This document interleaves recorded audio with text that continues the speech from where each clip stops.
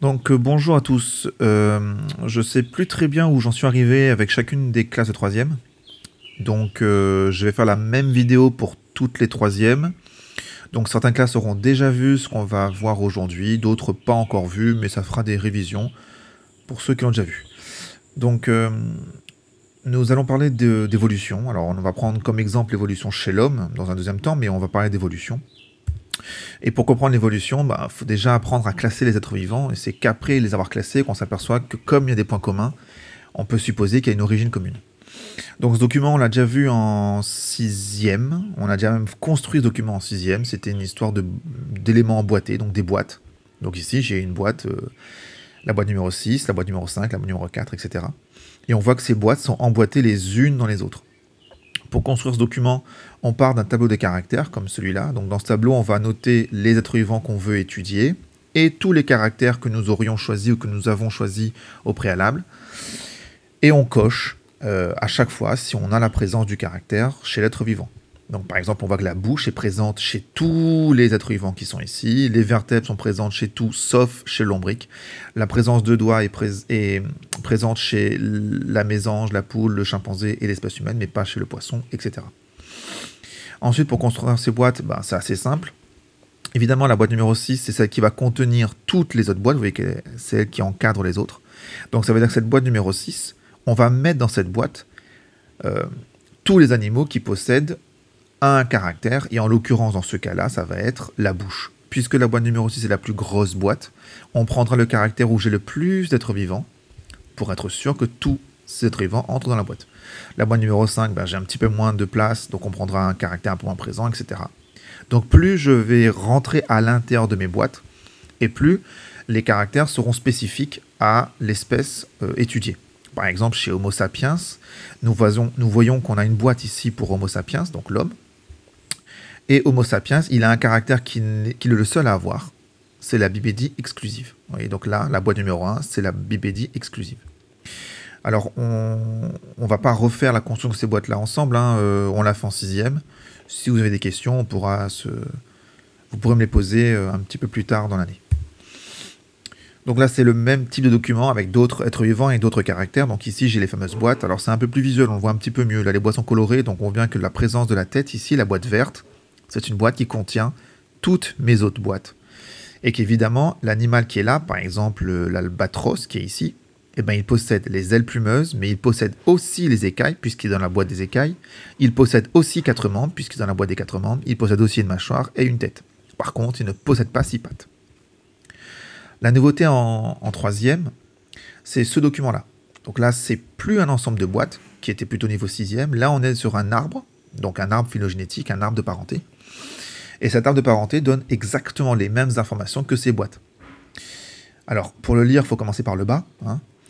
On commence par le bas, on voit qu'ici, j'ai une branche qui est unique. Cette branche unique va contenir tous les êtres vivants qu'il va y avoir au-dessus. Donc forcément, sur cette branche, je vais mettre le caractère présent chez tous. Donc la présence d'une tête, exactement comme ici, la plus grande des boîtes. Ensuite, je vais avoir certains êtres vivants qui vont avoir une mâchoire. Est-ce qu'ils l'ont tous? Non, ils n'ont pas tous une mâchoire. Le criquet et le capricorne, donc ils sont tous les deux ici, n'ont pas la mâchoire. Donc là, je vais pouvoir faire deux branches différentes. Une branche où j'aurai criquet et capricorne, puisqu'ils n'ont pas de mâchoire. Et une branche où je vais avoir tous les autres, baudroie, babouin, gorille, etc., qui eux ont une mâchoire. La présence des 6 pattes est un caractère qui est spécifique du criquet et du capricorne, donc on ne le trouve que chez eux. Donc on peut rajouter ce caractère qui est ici, évidemment. Ensuite, présence de mâchoire. Si je continue mon arbre, je m'aperçois que certains vont avoir des nageoires rayonnées. C'est le cas de la baudroie. Donc ici, dans nageoire rayonnée, là, j'ai la baudroie. Mais ce n'est pas le cas de tous. Les autres, ils ne vont pas avoir des nageoires, ils vont avoir 4 membres. Donc je vais à nouveau avoir 2 branches, une branche pour la baudroie et une branche pour tous les autres. Et sur tous les autres, ils auront tous 4 membres. Et on continue comme ça en affinant de plus en plus les caractères, donc de plus en plus fins. Évidemment, on arrive à quoi? On arrive à un arbre où je vais avoir des êtres vivants qui seront très proches. Par exemple, babouin et gorille, qui sont d'ailleurs ici dans la même boîte. Ils sont très proches. Pourquoi ils sont très proches? Parce que les branches qui les séparent sont très courtes. Vous voyez bien que là, c'est très court. La séparation s'est faite il y a très peu de temps. Et qu'ils possèdent entre eux beaucoup de caractères en commun. babouin, gorille, ils ont des poils, ils ont 4 membres, ils ont une mâchoire et ils ont une tête. Ça veut dire que ces êtres vivants sont très proches l'un de l'autre, les uns des autres. Tout comme l'albatros et le vautour, par exemple. Le crocodile, lui, qui est ici, là, vous voyez, qui est un petit peu tout seul, le crocodile, je peux dire qu'il est plus proche de l'albatros et du vautour qu'il n'est proche du gorille. C'est tout ce que je peux dire. D'accord ? L'autre élément sur cet arbre, donc on n'a pas parlé jusqu'à présent, puisqu'en 6e on ne voyait pas les arbres, c'est cette histoire de caractère d'ancêtre en commun, pardon. Cette histoire d'ancêtre commun, donc qui est ici, là, là et là. Ça veut dire que le babouin et le gorille vont partager des ancêtres entre eux.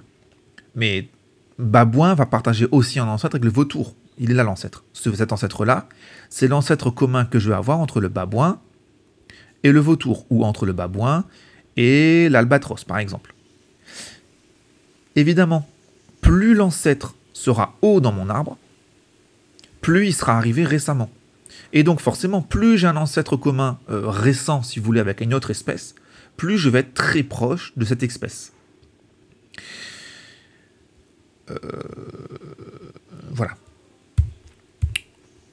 Chez l'homme, maintenant. Eh bien, chez l'homme, on a le même type d'arbre. Alors évidemment, on n'aura pas babouin et tout ça, mais on va avoir des espèces plus proches de l'espèce humaine. Le chimpanzé qui est là, qui était dans l'autre arbre, hein, je vous rappelle, un chimpanzé qui... Ah non, ils avaient mis le babouin ou le gorille, mais bon, peu importe. Donc le chimpanzé qui est ici, et l'homme qui est ici. Alors on dit souvent que l'homme et le chimpanzé sont apparentés. Oui, ils sont forcément apparentés, donc ils sont dans le même arbre, évidemment. D'accord ? Apparenté ne veut pas dire que je descends du singe. Ok ? J'ai ici un ancêtre commun, qui est là. Cet ancêtre commun va donner d'un côté les chimpanzés, et de l'autre la lignée des hommes, mais de tous les hommes. Homo sapiens, Homo neanderthalis, etc. Alors, ce type de document peut être donné au brevet, à mon avis. Il faut savoir faire 2 choses sur ce document, savoir le lire ou savoir le compléter. Et pour le compléter, on peut vous demander 2 éléments. On peut vous demander de placer les caractères en commun, donc mettre sur ces axes les différents caractères qui seraient apparus au fur et à mesure. Et pour ça, c'est pas très compliqué, il suffit de lire le tableau des caractères qui aura été fourni. Et en fonction des caractères que vont posséder chaque être vivant étudié, on pourra le placer.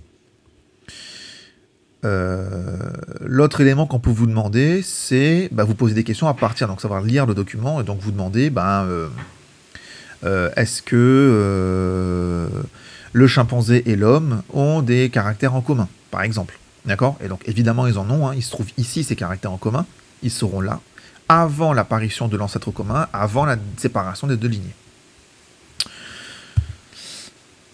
Donc, voilà un document, alors peut-être un petit peu plus simple, hein, où on voit l'homme, qui est là, qui est bien le cousin du chimpanzé, puisque on a un ancêtre commun très récent entre l'homme et le chimpanzé. On a donc des branches très courtes ici et ici, donc nous sommes bien cousins, mais je ne descends pas du chimpanzé. Le chimpanzé, ça serait mon cousin germain, mon cousin très proche. Je suis aussi apparenté au gorille, à l'orang-outan, au gibbon, à toutes les espèces de singes, parce que je partage avec eux des caractères et donc des ancêtres communs. Par exemple, la présence d'un cerveau avec des plis, ici, là, ce caractère, il est commun à l'orang-outan, au gorille, à l'homme, au chimpanzé, et il n'est pas présent chez le gibbon. Donc évidemment, plus je vais monter dans mon arbre, plus j'aurai des caractères qui vont être spécifiques aux espèces étudiées.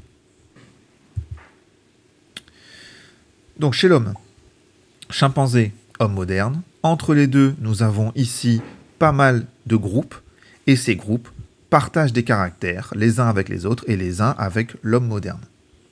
Alors ces espèces-là, les caractères qu'on a étudiés, proviennent de l'étude de fossiles. Alors parfois, on étudie un genou, un morceau de mâchoire, et à partir de ce morceau de mâchoire, on arrive à reconstituer l'individu complet. Donc, bon, c'est pas vraiment figé, en fait. C'est une étude qui est...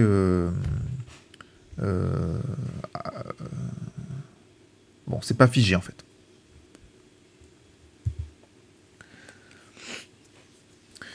Donc en bilan, on peut dire que l'homme partage des caractères communs avec des grands singes, c'est ce qu'on a vu tout à l'heure. L'homme moderne est donc un primate, classé dans le groupe des grands singes. L'homme résulte d'une série de transformations au cours de l'évolution, à partir d'un ancêtre commun partagé avec les chimpanzés. Donc c'est exactement ce qu'on vient de dire, hein, on a bien un ancêtre commun avec les chimpanzés, ça ne fait pas nous, ça ne fait pas de nous les descendants des chimpanzés. Donc pour construire ces arbres et pour arriver à ce résultat, il faut comprendre comment marche l'évolution. Donc on a eu deux grandes théories de l'évolution. On a eu tout d'abord Lamarck, qui avait mis au point une évolution qu'on appelle, enfin une théorie qu'on appelle le transformisme. Donc selon Lamarck, la girafe, donc qui est ici, donc l'ancêtre de la girafe, a mangé au début de l'herbe qui était au sol, puis de l'herbe de plus en plus haute, et c'est parce que la girafe mange de l'herbe de plus en plus haute que la girafe a un cou qui s'allonge. Donc cette théorie était partagée par beaucoup de biologistes pendant cette période. Aujourd'hui, on sait bien que c'est un peu... C'est faux. Alors, c'est pas totalement faux, hein, puisque la théorie actuelle est un intermédiaire des deux, mais en tout cas, c'est faux. Ça revient à dire un petit peu tous ceux qui font du basket sont grands, et c'est parce qu'ils font du basket qu'ils sont grands. En fait, c'est pas ça qui se passe. Hein. C'est tous ceux qui font du basket sont grands parce que les petits n'ont jamais la balle. Et comme t'as pas la balle, tu joues pas. Et donc, comme tu joues pas, t'arrêtes. Donc, les petits jouent moins au basket que les grands. Il n'y a pas eu de... Il n'y a pas eu de modification de l'individu parce qu'il faisait du basket. Ce qui nous amène à l'autre théorie, la théorie de Darwin, donc la théorie de l'évolution de Darwin. Donc Darwin, lui, il a découvert sa théorie presque par hasard, on va dire. À la base, il ne cherchait pas aucune théorie sur l'évolution. Hein. À la base, il voyageait sur la planète pour recenser les espèces qu'il pouvait rencontrer, et il dessinait ces espèces qu'il voyait sur différentes régions. Et quand il est arrivé aux Galapagos, donc les Galapagos c'est un ensemble d'îles, donc on les voit là, hein, donc il y a plusieurs îles, on a une île principale qui est là, et puis plein de petites îles autour. Quand il est arrivé aux Galapagos, il s'est aperçu d'un truc un peu particulier, il s'est rendu compte que sur l'île qui était là, on avait plein de pinsons très différents. Et il s'est rendu compte que la lignée des pinsons était une lignée qui était extrêmement complexe, parce qu'on avait beaucoup de diversité, mais c'était quand même assez remarquable. Donc il s'est demandé comment ça se faisait. Comment ça se faisait que sur cette île, pourquoi on avait autant de diversité. Darwin, donc en partant sur les îles autour, s'est rendu compte que on avait une diversité qui était un petit peu moins importante, notamment ici par exemple au hasard. Hein. Et on avait des pinsons qui avaient plutôt des gros becs. Et puis sur l'autre île à côté, des pinsons qui avaient plutôt des petits becs. Et puis, etc., etc. Et là, il s'est demandé, mais comment ça se fait? Comment ça se fait que ici j'ai des îles, j'ai une île avec des pinsons très diversifiés, et puis là, j'ai une île avec des gros becs, puis là, des petits becs, etc. Et il a compris en observant les plantes, en fait. Il s'est aperçu que sur l'île mère, l'île principale, on avait des arbres de graines de toute taille. Des arbres avec des grosses graines, des arbres avec des petites graines. Il s'est aperçu que sur les îles autour, on avait plutôt des arbres de grosses graines, ici par exemple, et ici plutôt des arbres avec des petites graines. Mais alors, qu'est-ce qui s'est passé? En fait, lors de cyclones, par exemple, la population de cette île a très bien pu être transportée sur cette île-là. Mais tous les représentants de la population. C'est-à-dire qu'on avait des gros becs, des petits becs et des moyens becs sur cette île, au tout début. Sauf que ce qui s'est passé, c'est que les gros becs pouvaient consommer les grosses graines, mais les petits becs n'arrivaient plus à manger. Et donc les petits becs ont disparu. Et donc on se retrouve ici avec une île où je vais avoir des arbres aux grosses graines qui aura sélectionné, si vous voulez, tous les pinsons aux gros becs. Ici c'est l'inverse, on va avoir des arbres avec des petites graines, donc tous les pinsons qui auront des gros becs vont disparaître et ne vont subsister que les pinsons aux petits becs. Et c'est ça la théorie de Darwin. La théorie de Darwin, c'est pas que l'environnement fait que en utilisant un outil, en utilisant un membre, ce membre se transforme, mais c'est le contraire en fait. C'est le membre est déjà transformé et l'environnement va sélectionner les transformations qui seront les plus adaptées, on va dire, les plus efficaces en quelque sorte. D'accord ?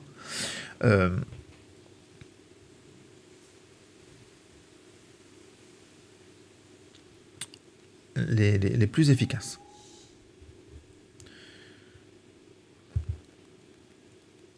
Ça veut dire que l'origine de tout, ce sont les mutations. Et pour en parler, l'exemple le plus...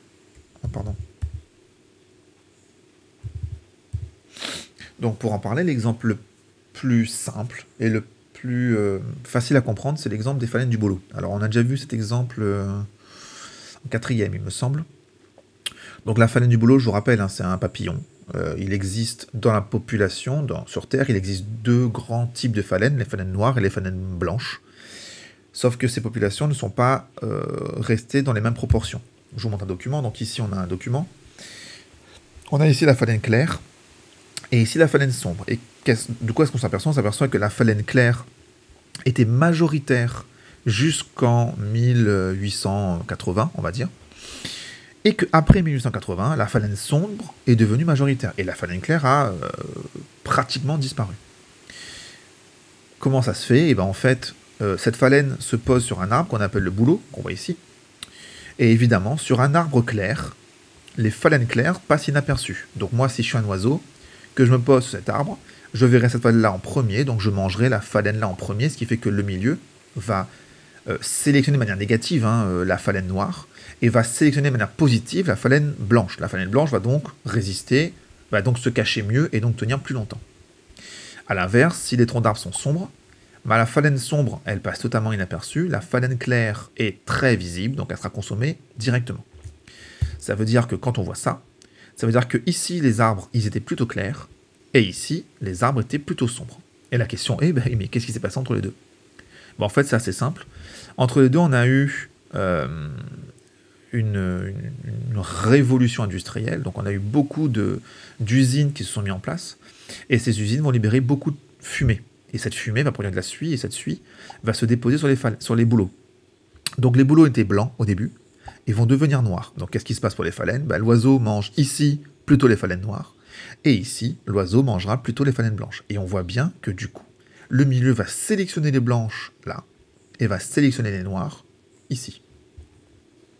Alors actuellement, on s'est rendu compte que ces deux phalènes sont en train de devenir deux espèces totalement différentes, ce qui n'était pas le cas avant, mais aujourd'hui elles deviennent différentes, parce que la phalène blanche ne peut subsister que si les troncs sont clairs, donc elle va se retrouver surtout à la campagne.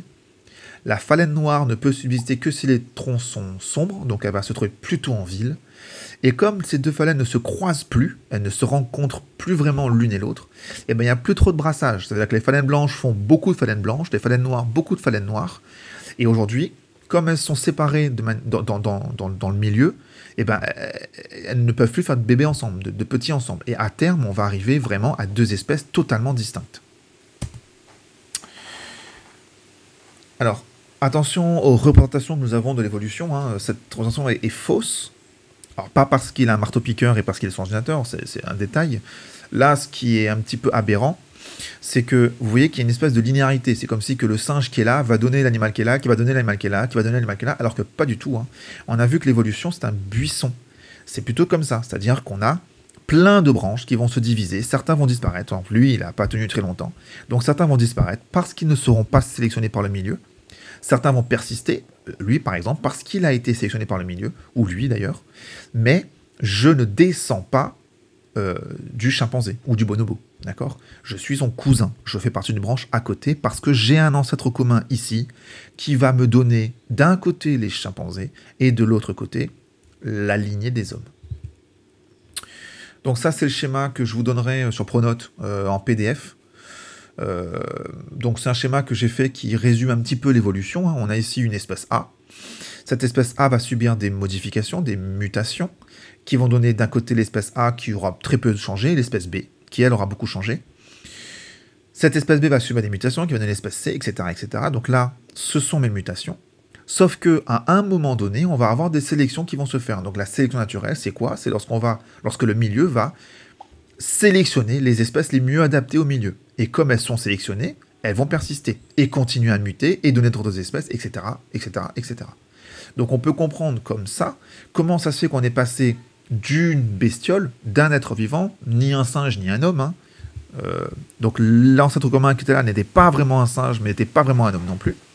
Cette espèce-là va donner, suite à des mutations, plein d'espèces toutes très différentes. Pas trop différentes, mais toutes différentes. Ces espèces différentes vont être sélectionnées par le milieu. On va donc avoir des sélections. Et donc, on va garder certaines espèces vivantes. L'Homo sapiens, par exemple. Donc en bilan, on peut dire que dans les espèces, il existe des variations des caractères. C'est ce que je disais, il y a des mutations. Ces variations de caractères se forment suite à des mutations aléatoires. La sélection naturelle peut trier certains caractères nouveaux et ainsi induire l'évolution de l'espèce. Voilà, donc je pense que pour aujourd'hui, c'est pas trop mal. On verra la symbiose et l'évolution conjointe la prochaine fois. Et donc voilà, donc je donne rendez-vous sur Pronote pour avoir le cours en PDF et pour me poser des questions sur le service de communication de Pronote. Comme ça, si vous avez des questions, vous pourrez facilement en discuter. Voilà, bon courage!